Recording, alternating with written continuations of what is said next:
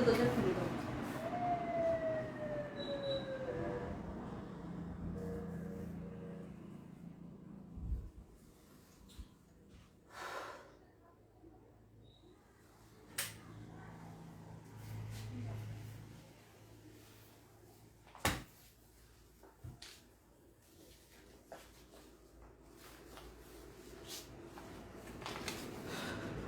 আলাইকুম সবাইকে। আচ্ছা, আমরা কথা দিয়েছিলাম যে আজকের পর থেকে যেহেতু একটা ঘোষণা আছে যে 30 এপ্রিল পর্যন্ত হচ্ছে ডেন্টাল ভর্তি পরীক্ষা, তো আমরা 29 এপ্রিল পর্যন্ত চেষ্টা করব যে প্রতিদিন বিগত 3 বছর আমরা জানি যে 2019, 20, 18, 19 এবং 17, 18 17-18 আগে 16-17 এভাবে একদম যদি আমি চলে যাই সেটা হচ্ছে 10-11 পর্যন্ত, এই সালগুলোতে মেডিকেল এবং ডেন্টাল ভর্তি পরীক্ষার একসাথেই হতো। 10-11 আগে যতটুকু আমার মনে পড়ে যে 2009-10 সালেও মেডিকেল এবং ডেন্টাল পরীক্ষা আলাদা হয়েছিল। মাঝখানে এই কয়েক বছর মেডিকেল ডেন্টাল পরীক্ষা একসাথেই হতো, একই প্রশ্নে পরীক্ষা দিয়ে একই সাথে প্রথম দিকেরগুলো MBBS এ চান্স পেত, পরেরগুলো BDS এ ছিল। আবার 17-18 সাল থেকে শুরু করে এই গত 3 বছরে, এবছর তো পরীক্ষা 30 এপ্রিল ঘোষণা আছে, আমি জানি না যে পেছাবে কিনা, এখন পর্যন্ত আমি শিওর না। তো এই 3 বছরের প্রশ্ন যদি আমি বায়োলজির কথা বলি, এই 3 বছরে বায়োলজিতে 30x3 অর্থাৎ 90 কোশ্চেন্স এসেছিল।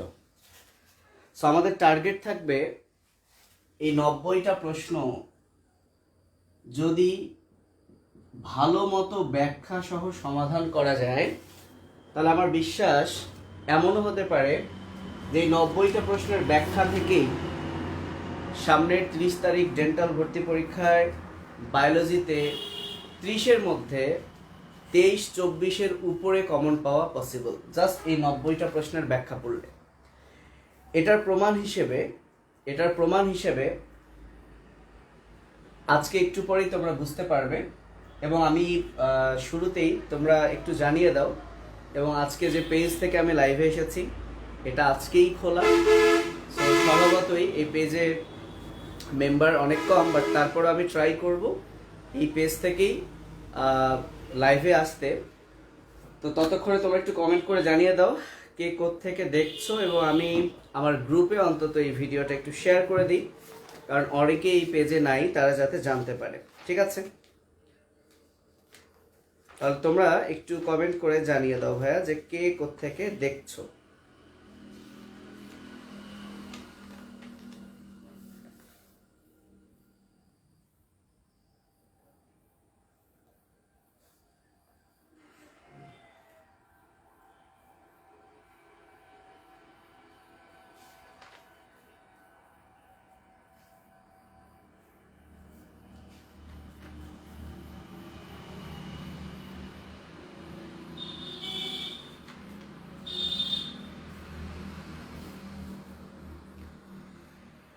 আচ্ছা, ঠিক আছে, তাহলে আমি আজকে যেটা এখন দেখাবো তোমাদেরকে, আমি মূলত, তাহলে আজকে কত তারিখ আমি যদি একটু হিসেবটা দেখাই। আজকে হচ্ছে কত তারিখ? 15 এপ্রিল। তাহলে 15 থেকে কতদিন হচ্ছে, আমি একটু দ্রুত লিখি। 15, 16, 17, 18, 19, 20, 21, 22, 23, 24, 25, 26, 27, 28, 29। টোটাল তারিখ হচ্ছে 1, 2, 3, 4, 5, 6, 7, 8, 9, 10, 11, 12, 13, 14, 15। যাই হোক, না লিখলে হাতে গুনলেও হতো। তাহলে এই 15 দিন আমরা প্রতিদিন যদি 5টা করে প্রশ্ন সমাধান করি, তাহলে কিন্তু 5, 15, 75টা প্রশ্ন সমাধান হয়ে যায়। কিন্তু আমরা 90টা প্রশ্নের ব্যাখ্যা সহকারে যেহেতু পড়ব, তাই কোনো দিন হয়তো বা আমরা 7টা 8টা এরকম প্রশ্নের সলিউশন দিব। তো আজকে মূলত আমি 5টা প্রশ্নের ব্যাখ্যা সহ সলিউশন দিব। এবং কেন 5টা প্রশ্ন বলতে পারো, কারণ আমি তোমাদেরকে বলেছিলাম যে এই 5টা প্রশ্ন মানে এমন না যে এটার আনসার এটা, জাস্ট আমি আনসারটা বলে দিলাম, কাহিনী শেষ, তা কিন্তু না। বরং একটা প্রশ্ন নিয়ে আলোচনা করতেই যদি 5 মিনিট লাগে, তাহলে একটা ভিডিও, প্রত্যেকটা লাইভ ভিডিও মিনিমাম 25 থেকে 30 মিনিট হচ্ছে। তো লাইভ ভিডিওগুলো অবশ্যই 1 2 3 ঘন্টা করবো না। রমজান মাস, কিছুক্ষণ পরেই আবার আমরা নামাজে যাব। সো আমার টার্গেট থাকবে আমার প্রত্যেকটা লাইভ যাতে 30 মিনিট করে হয়, প্রত্যেকটা লাইভ যাতে আমার 30 মিনিট করে হয়। তো আমি একটু দেখি কার কোনো কমেন্ট আছে কিনা। একজন কমেন্ট করেছে যে আমি 11তে তবুও ক্লাস করছি, ভালো লাগে আপনার সব ক্লাস করতে, ভালোবাসা নেবেন। তো আমি তোমার উদ্দেশ্যে বলি রাজু আহমেদ, যে তোমার কিন্তু এই ক্লাসটা বেশি দরকার। তোমরা যদি ভেবে থাকো যে না, যে অ্যাকচুয়ালি যারা ডেন্টাল প্রশ্ন ব্যাংক মানে হচ্ছে যারা ডেন্টাল পরীক্ষা দিবে তাদের জন্য এটা, তাহলে এটা ভুল। কারণ হচ্ছে যারা 11 থেকেই তোমাদের এভাবে কিন্তু প্রশ্ন ব্যাংকগুলো সলিউশন করে আসা উচিত। ঠিক আছে, হ্যাঁ, রাজশাহী থেকেই সবাই দেখছো।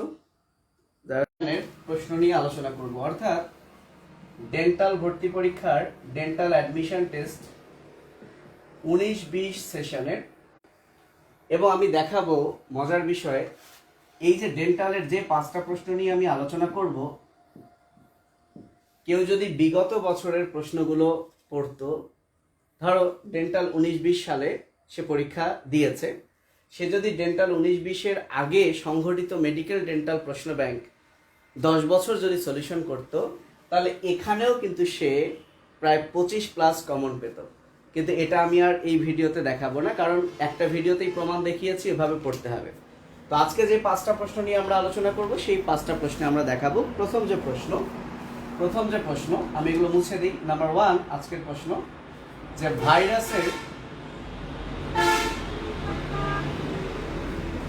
ভাইরাসের বৃদ্ধিতে বাধা দেয় কোনটি?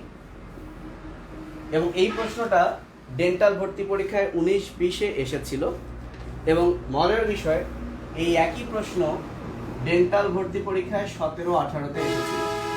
তাহলে কোনো স্টুডেন্ট যদি ডেন্টাল ভর্তি পরীক্ষা দিল, তার আগে যদি সে প্রশ্ন ব্যাংকগুলো সলিউশন করতো, তাহলে এই প্রশ্নটা সে কমন পেত। সো আমার এটা বলার উদ্দেশ্য হচ্ছে, সামনে যে 30 এপ্রিল পরীক্ষা, দয়া করে প্রিভিয়াস ইয়ারের এই 3 বছরের ডেন্টাল প্রশ্ন আর 10 ইয়ার্সের মেডিকেল প্রশ্ন, অন্তত এতটুকু তোমরা অবশ্যই পরীক্ষার হলে পড়ে যাবে। ওকে, তো এটার উত্তর হচ্ছে ইন্টারফেরন।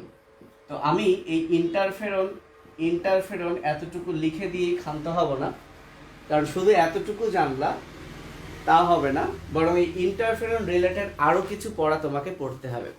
পারলে তোমরা যে কাজটা করো সেটা হচ্ছে, তোমরা একটা খাতা বানিয়ে এই যে 90টার যে ব্যাখ্যাগুলো আমি লিখে দিব, সে একটা খাতায় সেই জিনিসগুলো সিরিয়ালি লিখে ফেলবা।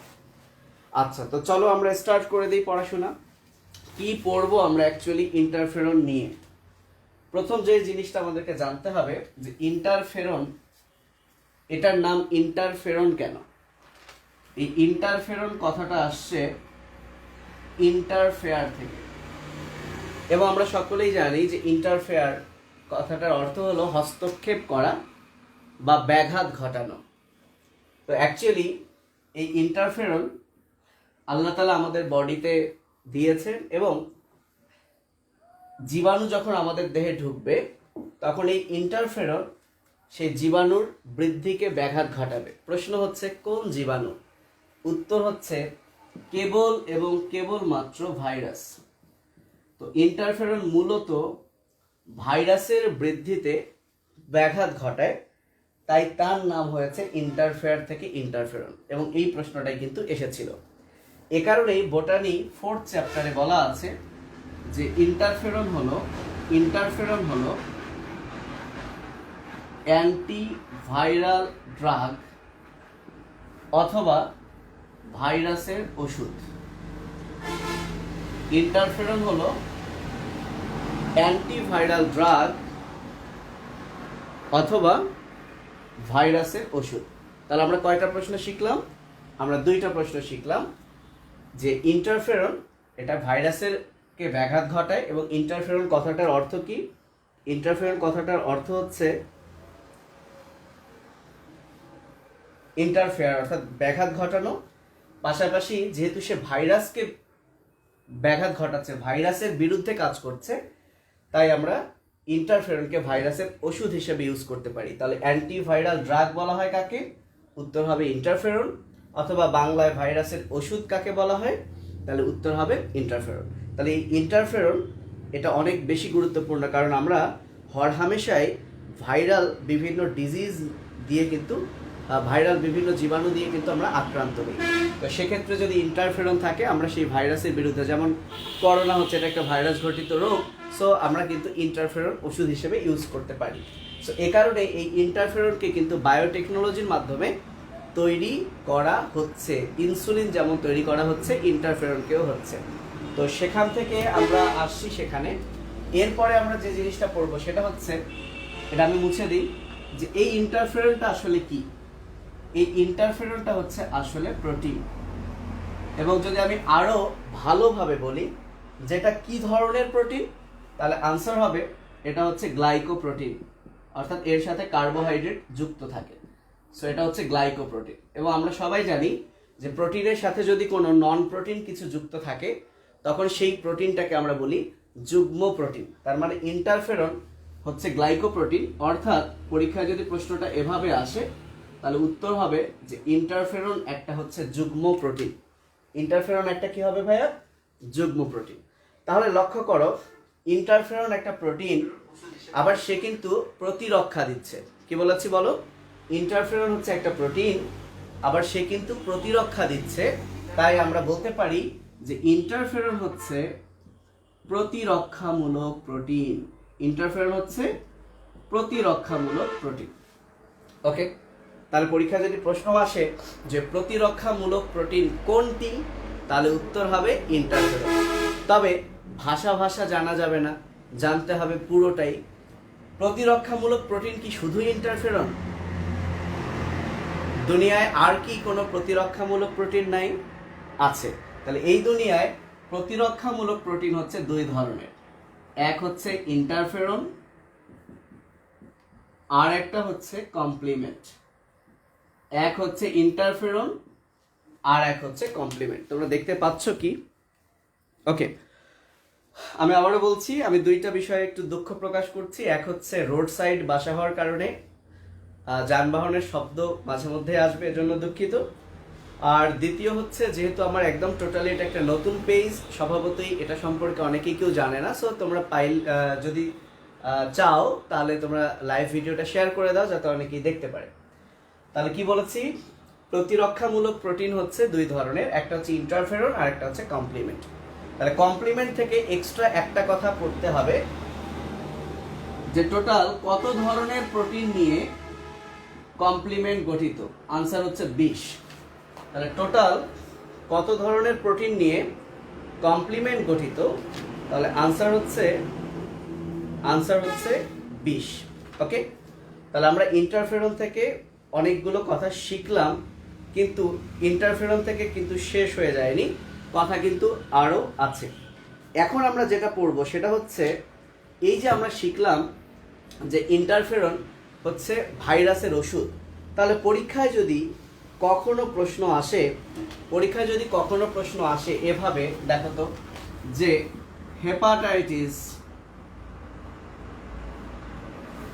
হেপাটাইটিস, দেন ধরো আসলো হারপিস, প্যাপিলোমা, জলাতঙ্ক ইত্যাদি, অথবা ইত্যাদি না দিয়ে এই রোগগুলোর যে কোনো একটা রোগ দিয়ে যদি বলে এই রোগের বিরুদ্ধে কাজ করে কে, তাহলে উত্তর হবে ইন্টারফেরন। কেননা এই হেপাটাইটিস এই রোগটা কিন্তু ভাইরাস দিয়ে হয়, যদিও ব্যাকটেরিয়া দিয়েও হেপাটাইটিস হয়, বাট কমনলি হেপাটাইটিস কিন্তু ভাইরাস দিয়ে হয়। হারপিস এটাও হচ্ছে ভাইরাস ঘটিত রোগ, প্যাপিলোমা এটাও হচ্ছে ভাইরাস ঘটিত রোগ, জলাতঙ্ক এটাও হচ্ছে ভাইরাস ঘটিত রোগ। তাহলে প্রশ্ন কিন্তু একটু ঘুরিয়ে আসতে পারে, এবং এমন না যে এই প্রশ্নটা আমি ঘুরিয়ে দিলাম, তা কিন্তু নয়। ঠিক এই একই কথাটা কিন্তু তোমাদের পাঠ্য বইয়েও আছে, বুঝতে পেরেছো? তাহলে পরীক্ষা যদি বলে এই রোগের বিরুদ্ধে কাজ করে কে, তাহলে তখনও কিন্তু আনসার হবে ইন্টারফেরন। ক্লিয়ার? এখন আমরা জানবো যে এই ইন্টারফেরন এটা আবিষ্কার করেন কে। তো ইন্টারফেরনটা আবিষ্কার হয় 1957 সালে, এবং যিনি আবিষ্কার করেন ওনার নাম এরকম করেছিল প্রথমে এআইজে লিন্ডেনম্যান, কোন কোন বই আবার এনের জায়গায় আর লেখা লিন্ডারম্যান। তো যাই হোক, প্রথম দিকে এআইজে এর মিনিংটা আমরা বুঝতাম না যে এআইজি কি, এআইজি আবার কি। আসলে ইন্টারফেরন আবিষ্কার করেন দুইজন সায়েন্টিস্ট। এআইতে হচ্ছে Alick Isaacs and J Lindenmann, J for হচ্ছে জিন লিন্ডেনম্যান। তাহলে অ্যাকচুয়ালি এই বিষয়টা একটু মাথায় রাখো যে ইন্টারফেরনের আবিষ্কারক হচ্ছে দুইজন, অ্যালিক আইজ্যাকস অ্যান্ড জিন লিন্ডেনম্যান। এই দুইজন কিন্তু ইন্টারফেরন আবিষ্কার করেন, এবং সালটা তোমাদেরকে মনে রাখতে হবে, সালটা হচ্ছে 1957। সালটা কি ভাইয়া? 1957। ঠিক আছে, ওকে। লাস্ট যেটা না জানলেই নয়, সেটা হচ্ছে এই যে ইন্টারফেরন, সে তো প্রতিরক্ষা দেয়, এবং তোমরা যদি খেয়াল করে থাকো এই ইন্টারফেরনটা কিন্তু দ্বিতীয় প্রতিরক্ষা স্তরের অংশ। এটা যারা ফার্স্ট ইয়ারে পড়ছো তারা হয়তো বা নাও জানতে পারো, বাট যারা অ্যাডমিশন প্রিপারেশন নিচ্ছ সেকেন্ড ইয়ারে তারা জানো যে ইন্টারফেরন হচ্ছে দ্বিতীয় প্রতিরক্ষা স্তরের অংশ। তো প্রথম, দ্বিতীয় আর তৃতীয় প্রতিরক্ষা স্তরের মধ্যে দুইটা আছে, একটা অর্জিত আছে, তাই না? আমরা জানি যারা এই চ্যাপ্টারটা পড়েছি যে অর্জিত প্রতিরক্ষাটা হলো স্পেসিফিক, বাকি সব হচ্ছে নন স্পেসিফিক। তাহলে পরীক্ষায় যদি প্রশ্ন আসে ইন্টারফেরন কি প্রতিরক্ষা দেয়, তাহলে উত্তর হবে নন স্পেসিফিক। তাহলে পরীক্ষায় যদি প্রশ্ন আসে যে ইন্টারফেরন কি প্রতিরক্ষা দেয়, তাহলে উত্তর হবে নন স্পেসিফিক। এবং যেহেতু ইন্টারফেরন একটা ওষুধ, তাহলে বায়োটেকনোলজি প্রক্রিয়ায় এই ইন্টারফেরনটাকে আবিষ্কার করা হচ্ছে, এবং বাণিজ্যিকভাবে এই ইন্টারফেরনের নাম দেওয়া হয়েছে বিটা ফেরন। বাণিজ্যিকভাবে এই ইন্টারফেরনের নাম দেওয়া হয়েছে বিটা ফেরন। তাহলে বাণিজ্যিক নাম হচ্ছে বিটা ফেরন। এই যে দেখো ইন্টারফেরন নিয়ে যে কথাগুলো বললাম, প্রত্যেকটা কথাই কিন্তু তোমাদের বইয়ে আছে, একটাও আমি বানিয়ে বলি নাই। এবং আমার বিশ্বাস যে তথ্যগুলো আমি দিলাম, ইন্টারফেরন থেকে লাস্ট মানে নেক্সট 50 ইয়ার্সে যদি কোনো প্রশ্ন আসে, আর যদি বইয়ের তথ্য সেম থাকে, চেঞ্জ না হয়, তাহলে এর বাইরে কোনো প্রশ্ন আসা কোনোভাবেই সম্ভব নয়। ওকে, সো তোমরা এখন একটু দেখো। আচ্ছা, ব্লার হয়ে গেছে, ব্লার, ঠিক আছে।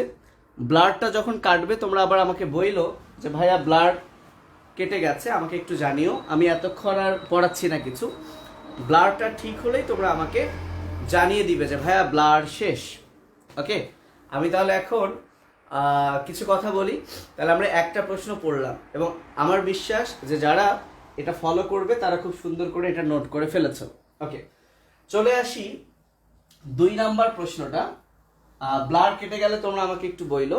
2 নাম্বার প্রশ্নটা আমি জাস্ট প্রশ্নটা লিখি, মুখে মুখে বলি।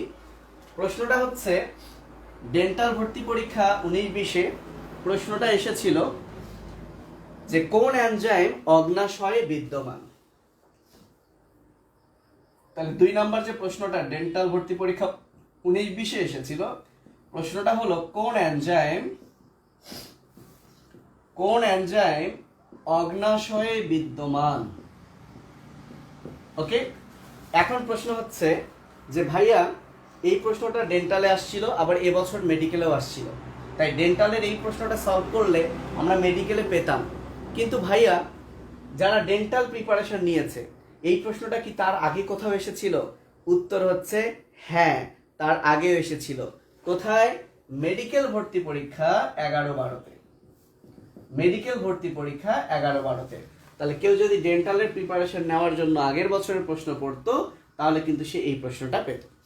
এখন এই প্রশ্নে, এই ধরনের প্রশ্নে অপশনগুলো বিভিন্ন থাকতে পারে। তাহলে আমাদেরকে যেটা জানতে হবে ভাইয়া, যে তোমরা জানো যে পরিপাক এবং শোষণ যে চ্যাপ্টার, সেখানে এনজাইমের একটা বিশাল ছক আছে, এবং এই ছকটা কিন্তু অনেকেরই গুলিয়ে যায়। বিশেষ করে লালারস, গ্যাস্ট্রিক রস, অগ্নাশয় রস, আন্ত্রিক রস আর পিত্তরস, এই 5 ধরনের রসে কি কি এনজাইম থাকে বা থাকে না, এটা কিন্তু পরীক্ষার জন্য এটা খুব ইম্পর্টেন্ট।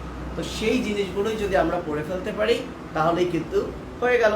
তাহলে একটু বলো যে ব্লার কি কাটলো না ব্লার আছে? ক্লিয়ার এখন? ঠিক আছে, এখন ক্লিয়ার। যাক, মাশাল্লাহ, প্রথম দিনেই 100 জন দেখছো, আলহামদুলিল্লাহ। আমি একটু পেছনে এসে চা খেয়ে নিচ্ছি, চা পান করছি, তোমরা কিছু মনে করো না।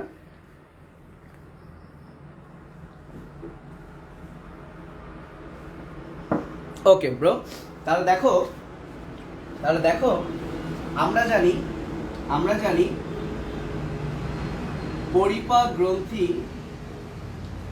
5 ধরনের। ছেলেমেয়েরা, আমরা জানি পরিপাক গ্রন্থি 5 ধরনের।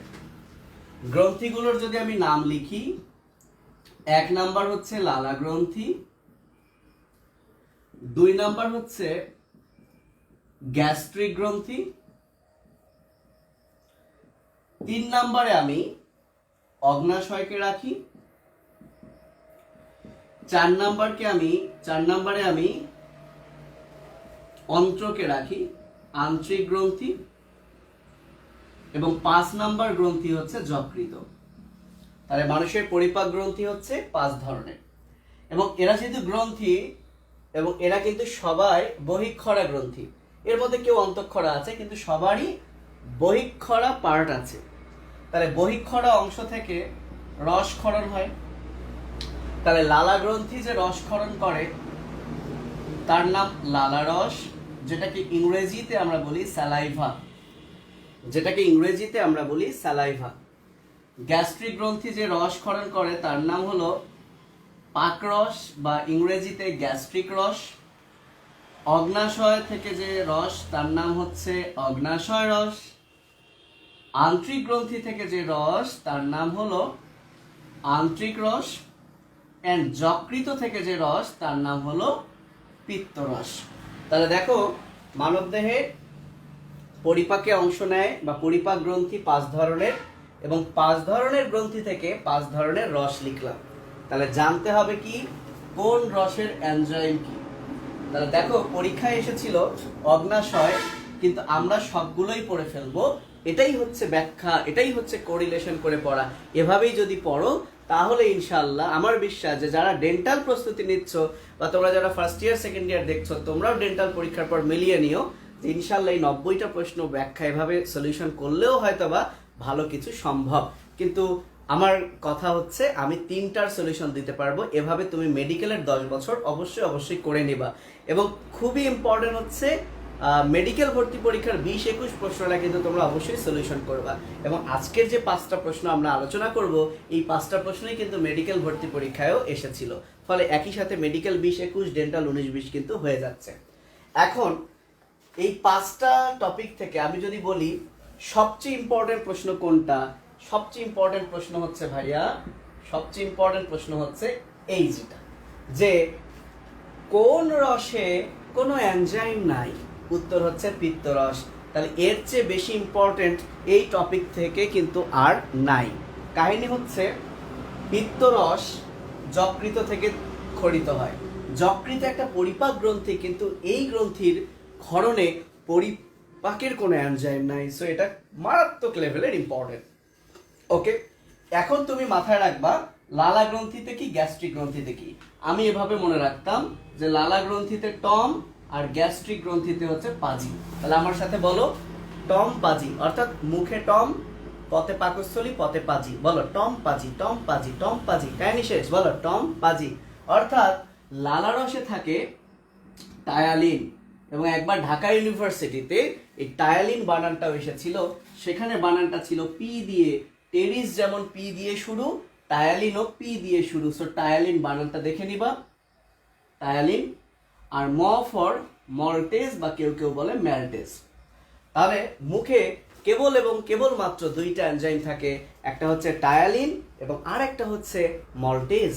শেষ, লালা গ্রন্থির এনজাইম শেষ বা লালা রসের এনজাইম শেষ। এবার আসি গ্যাস্ট্রিক গ্রন্থি বা গ্যাস্ট্রিক রসের এনজাইম 2-3টা। পথে পেপসিনোজেন, পথে প্রোরেনিন, আর জিতে জিলাটিনেস। তাহলে লক্ষ্য করো তো ভাইয়া, টোটাল গ্রন্থি 5টা, 2টা যকৃত, 3টা হয়ে গেল। বাকি রইল কি? অগ্নাশয় আর আন্তরিক গ্রন্থি। তাহলে অগ্নাশয় আর আন্তরিক গ্রন্থির এনজাইমগুলো এখানে লিখবা, যে কোনো একটা পড়বা। যেহেতু পরীক্ষায় বেশি অগ্নাশয় আসে তাহলে সেটা পড়বা, অথবা যেটার সংখ্যা কম সেটা পড়বা। পড়ার ফলে 5টার মধ্যে তোমার 4টা হয়ে গেল, তাহলে বাকি যা জানি না সেটা হচ্ছে বাকিটা। কি কথা বুঝতে পেরেছো? তাহলে কিন্তু এই টপিক নিয়ে আর কোনোদিন কারো প্রবলেম হবে না। আমি 3টা তো সহজ করে দিলাম, এই 2টার এনজাইমগুলো লিখে যে কোনো একটা মুখস্থ করে ফেলবা, যেটাতে কম সেটা মুখস্থ করে ফেলবা, কাহিনী শেষ। ঠিক আছে? ওকে। সাথে একটা জিনিস বলে দিতে চাই, টায়ালিন এবং মল্টেজ এই দুইটাই শর্করা পরিপাককারী এনজাইম। অর্থাৎ এখান থেকে আমাদের শিক্ষণীয় হলো যে লালারসে কেবলমাত্র শর্করা পরিপাককারী এনজাইম থাকে। আর লালারস যেহেতু মুখে থাকে, তাহলে আমরা বলতেই পারি মুখে শুধুমাত্র শর্করা খাবার পরিপাক হয়। ঠিক কিনা? আবার লক্ষ্য করো, এই পেপসিনোজেন, প্রোরেনিন, জিলাটিনেজ এগুলো সবাই হচ্ছে প্রোটিন পরিপাককারী এনজাইম। তাহলে একইভাবে আমরা বলতে পারি যে পাকস্থলীর রসে কি থাকে? শুধু প্রোটিন পরিপাককারী এনজাইম থাকে। অর্থাৎ পাকস্থলীতে শুধু প্রোটিন পরিপাক হয়। তবে কোথাও কোথাও পাকস্থলীতে লাইপেজের কথা বলা আছে, এ নিয়ে কনফিউশন আছে, কারণ বাচ্চাদের বেলায় থাকে, বড়দের বেলায় থাকে না। তাই ওভারঅল সেই লাইপেজের কথা ভুলে যাও, তোমরা টম আর পাজি এতটুকুই মনে রাখো। ওকে, একটু কমেন্ট করে জানাও এই বিষয়টা ক্লিয়ার কিনা, একটু কমেন্ট করে জানাও। তবে এর ব্যাখ্যা হিসেবে আমরা আরো অনেক কিছু পড়তে পারি। অগ্নাশয় মিশ্র গ্রন্থি, তার মিশ্র মানে কি? তার বহিঃক্ষরার এনজাইমগুলো ধরো এখানে হয়ে গেল। অন্তঃক্ষরায় সে হরমোন ক্ষরণ করে, সেই হরমোনগুলো, এরকম আরো অনেক কিছু পড়া যায়। তাহলে আমি তোমাদেরকে 3টা কাজ দিচ্ছি। একটা কাজ হচ্ছে এর ব্যাখ্যায় তোমরা অগ্নাশয়ের যে অন্তঃক্ষরা পার্ট, এই অন্তঃক্ষরা থেকে যে হরমোন ক্ষরিত হয় 4টা কোষ থেকে, তাহলে কোন কোষ থেকে কোন হরমোন সেটা তোমরা ব্যাখ্যায় ভাইয়া লিখে ফেলবা। সেটা তোমরা কি করবা? ব্যাখ্যায় লিখে ফেলবা। এবং অগ্নাশয় যে মিশ্র গ্রন্থি, সেই মিশ্র গ্রন্থিটাও তোমরা লিখে ফেলবা। এবং মিশ্র গ্রন্থি আর কি কি আছে? মোটামুটি অনেকগুলো মিশ্র গ্রন্থি আছে, কিন্তু যাদের নামের শেষে শয় আছে তারা মিশ্র গ্রন্থি। যেমন অগ্নাশয়, শুক্রাশয়, ডিম্বাশয়। আবার জলাশয়, মলাশয়, মহাশয় এসব লিখো না, পিত্তাশয় এসব লিখো না। ঠিক আছে? তো দেখো, একটু আমাকে জানাও যে এটা হয়েছে কিনা। তাহলে কেবলমাত্র কয় মিনিট হলো আমি জানি না, কেবলমাত্র 2টা প্রশ্ন হয়ে গেল। ওকে, যদি এটা ক্লিয়ার হয় তাহলে আমরা 3 নাম্বার প্রশ্নে যাব। এবং 3 নাম্বার প্রশ্নে আমাদের মনে হয় না খুব বেশি সময় লাগবে, কেননা 3 নাম্বার যে প্রশ্ন, সেই প্রশ্নটা হলো কোন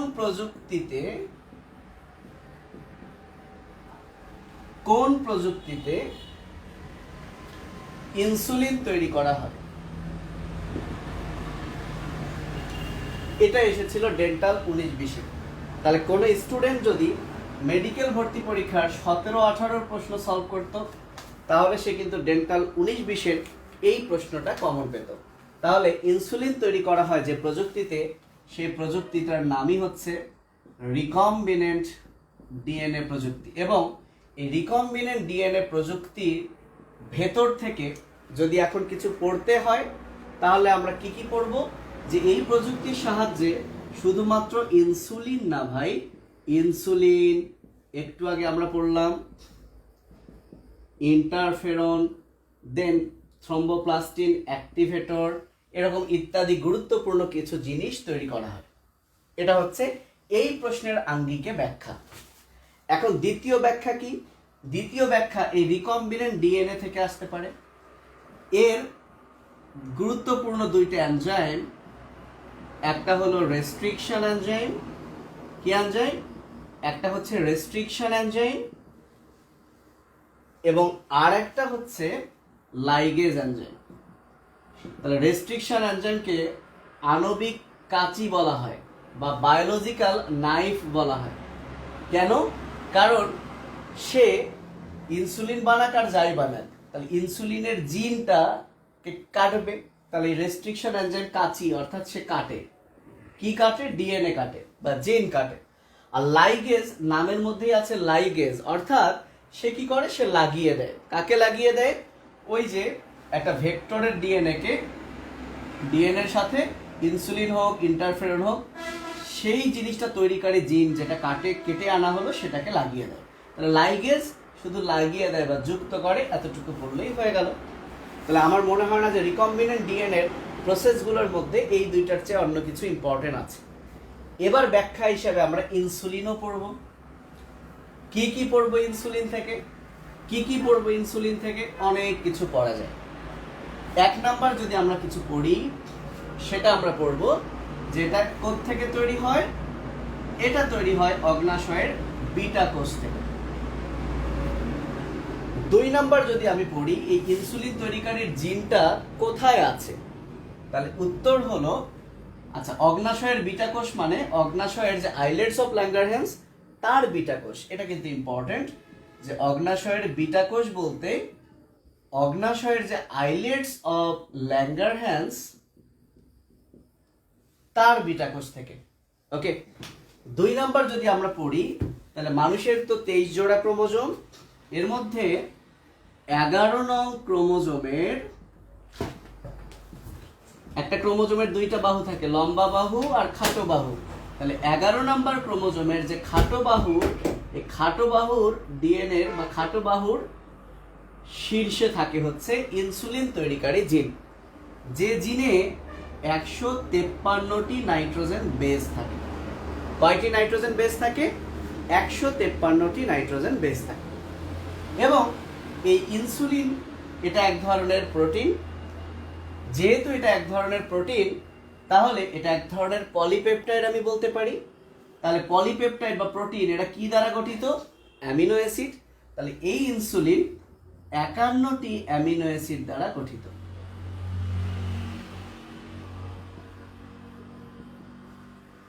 এই ইনসুলিন কতটি অ্যামিনো অ্যাসিড দ্বারা গঠিত? 51টি অ্যামিনো অ্যাসিড দ্বারা গঠিত। এখন যেহেতু এটা একটা পলিপেপটাইড,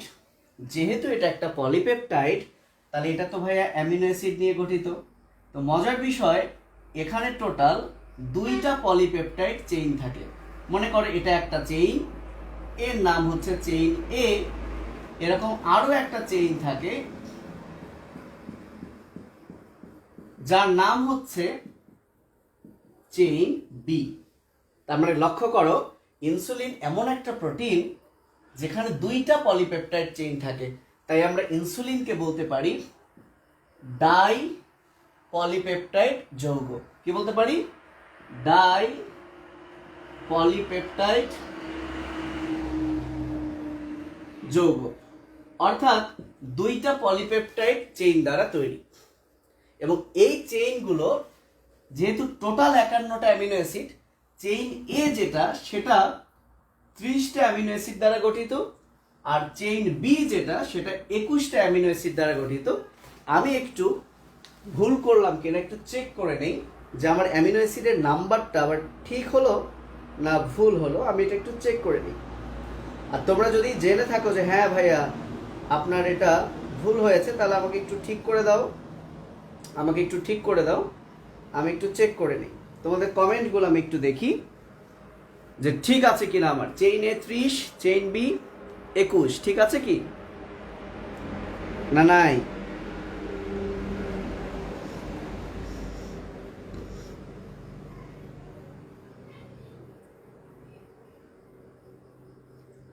জানাও, কমেন্ট করে একটু জানাও ঠিক আছে না নাই, আমার না গেছে।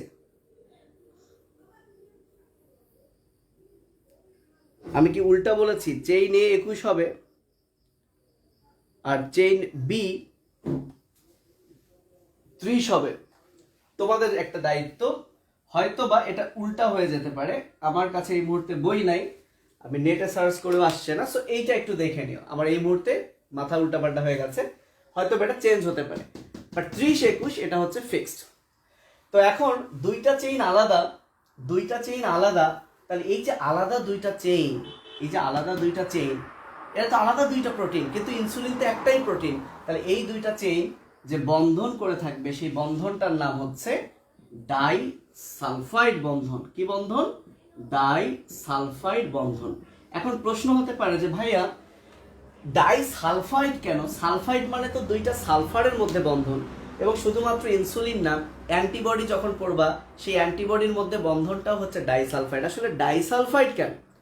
কারণ হচ্ছে তোমরা নিশ্চয়ই জানো যে কিছু অ্যামিনো অ্যাসিড আছে যারা সালফারযুক্ত অ্যামিনো অ্যাসিড, অর্থাৎ একটা পলিপেপটাইড চেইনের সালফারযুক্ত অ্যামিনো অ্যাসিডের সাথে অপর একটা পলিপেপটাইড চেইনের সালফারযুক্ত অ্যামিনো অ্যাসিডের এই দুই সালফারের মধ্যে বন্ধন হয়, তাই কিন্তু ডাইসালফাইড নামটা আসছে। অনেকেই কনফিউজ হয় যে সালফার এখানে কোত্থেকে আসলো। ছেলেমেয়েরা বুঝতে পেরেছ? তাহলে এই হচ্ছে আমাদের 3 নাম্বার যে প্রশ্ন। তোমরা কি কেউ কমেন্ট করছো? দেখতে পাচ্ছ না? ব্লার, আবার ব্লার। আচ্ছা আমি একটু ওয়েট করছি, একটু পর ঠিক হয়ে যাবে, একটু পর ঠিক হয়ে যাবে ইনশাল্লাহ, একটু পর ঠিক হয়ে যাবে। ঠিক হয়ে গেলে একটু আমাকে জানাও যে ঠিক হয়ে গেছে। ঠিক হয়ে গেলে আমাদেরকে একটু জানাও যে ঠিক হয়ে গেছে। এবং আমি মুখে মুখে আরেকটা জিনিস বলে দিই, সেটা হচ্ছে ইন্টারফেরন যেমন জীব প্রযুক্তির মাধ্যমে তৈরি করা হচ্ছে, আর এখানে তো প্রশ্নটাই দেওয়া হয়েছে যে কোন প্রযুক্তিতে ইনসুলিন তৈরি করা হয়, রিকম্বিনেন্ট ডিএনএ। তাহলে এই যে ইনসুলিনটা যে তৈরি করা হচ্ছে করে কিন্তু মানুষ কি যাদের ডায়াবেটিস তারা কিন্তু এখন ইনসুলিনটা ওষুধ হিসেবে নিচ্ছে। তাহলে এই ইনসুলিন পাইলো কিভাবে? এই তো রিকম্বিনেন্ট টেকনোলজির মাধ্যমে ইনসুলিনটা তৈরি করা হয়েছে, তাই না?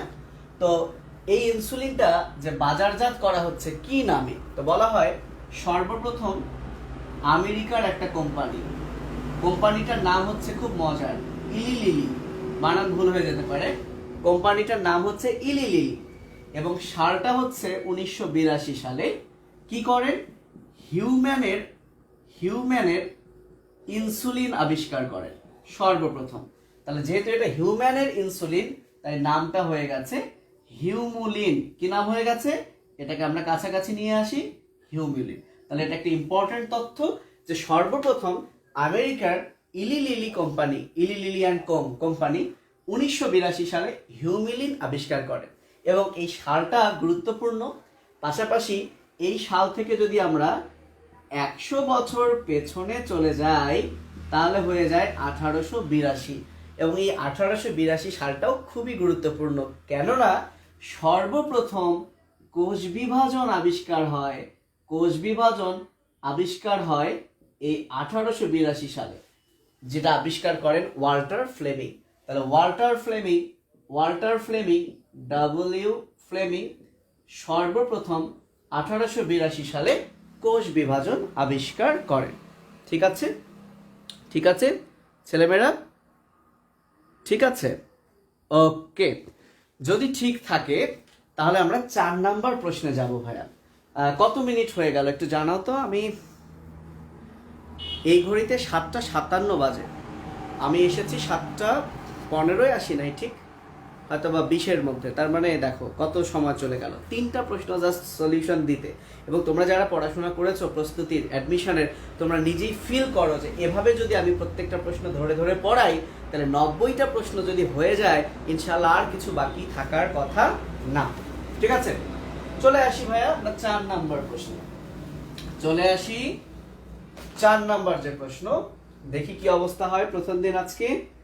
ক্ষুদ্রান্ত্রের কোন স্তরে গবলেট কোষ পাওয়া যায়? প্রশ্নটা কি ছিল ডেন্টাল ভর্তি পরীক্ষা 19-20-এ, যে ক্ষুদ্রান্ত্রের কোন স্তরে গবলেট কোষ পাওয়া যায়? উত্তর ছিল মিউকোসা। এবং এই প্রশ্নটা এবছর মেডিকেল ভর্তি পরীক্ষায়ও এসেছিল। এখন তোমাদের প্রশ্ন হতে পারে যে ভাইয়া যদি আমি ডেন্টালের পরীক্ষা প্রথম দিতাম তাহলে প্রিভিয়াস ইয়ারের প্রশ্ন অ্যানালাইসিস করলে কি এই প্রশ্নটা আসতো? উত্তর হচ্ছে অবশ্যই আসতো। তুমি যদি মেডিকেল ভর্তি পরীক্ষার 19-20 সালের প্রশ্ন সমাধান করতা, সেখানে একটা প্রশ্ন ছিল যে গবলেট কোষ কোথায় বেশি থাকে। তাহলে যখন তুমি গবলেট কোষ কোথায় বেশি থাকে পড়বা তখন উত্তর হচ্ছে বৃহদান্ত্রে বেশি থাকে। আর এই যে বৃহদান্ত্রে যে গবলেট কোষ বেশি থাকে, বৃহদান্ত্রের কোথায় থাকে সেখানেই কিন্তু কথাটা লেখা ছিল যে বৃহদান্ত্রের মিউকোসায় গবলেট কোষ থাকে। ক্ষুদ্রান্ত্রের মিউকোসায় গবলেট কোষ থাকে, কিন্তু বেশি থাকে বৃহদান্ত্রে।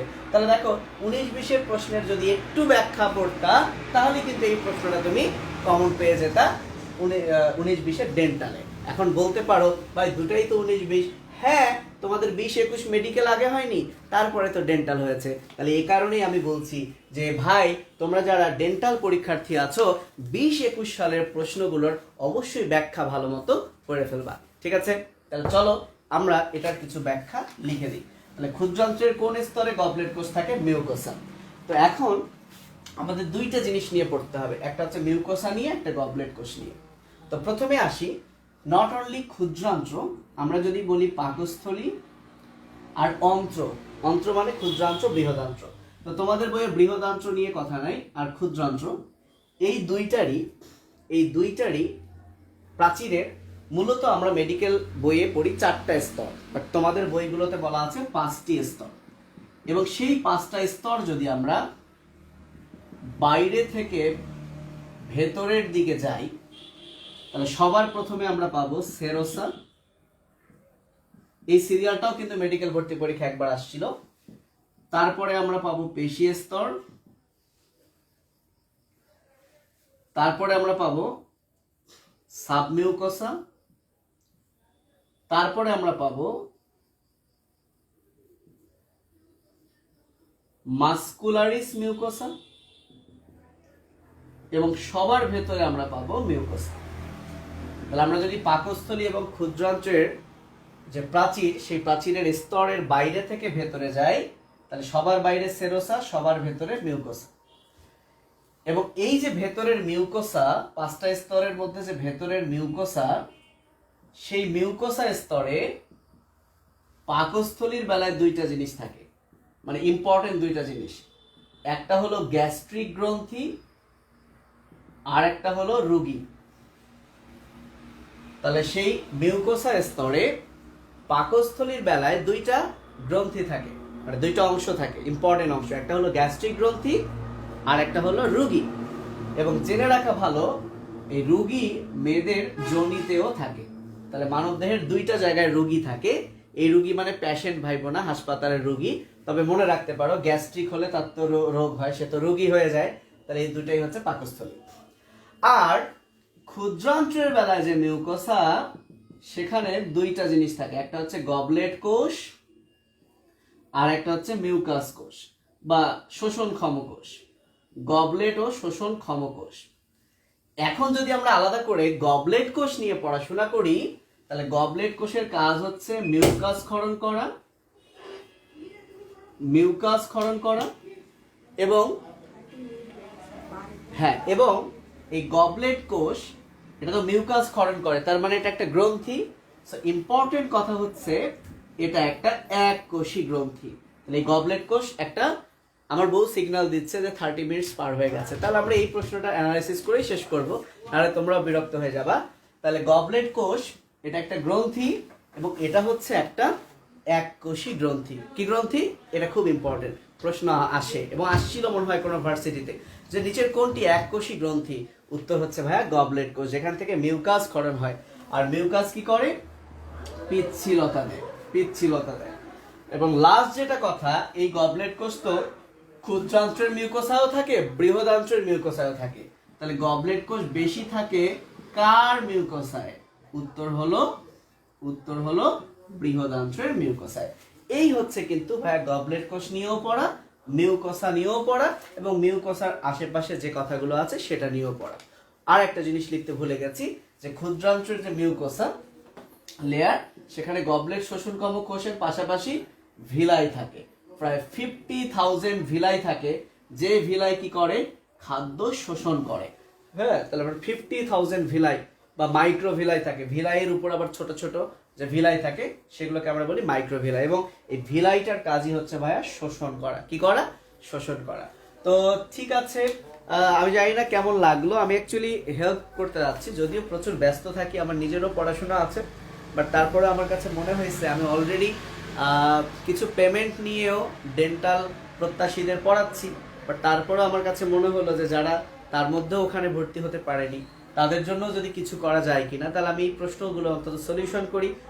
কিছুটাও যদি উপকৃত হও আমার ভালো লাগবে। আর সবচেয়ে বড় কথা হচ্ছে যে অন্তত এই পেজটা নতুন খোলা, আমার আগের পেজটা মেবি ব্যান্ড হয়ে যেতে পারে, তাই এই পেজটার কথা তোমরা একটু সবাইকে জানাও যে, এবং এখানে প্রতিদিন 7টা 15 থেকে প্রশ্নগুলো সলভ হবে, যদি তোমাদের ভালো লাগে সবাইকে জানিয়ে দাও। তো আজকে এই পর্যন্তই, ভালো থাকো, আল্লাহ হাফিজ, আসসালামু আলাইকুম।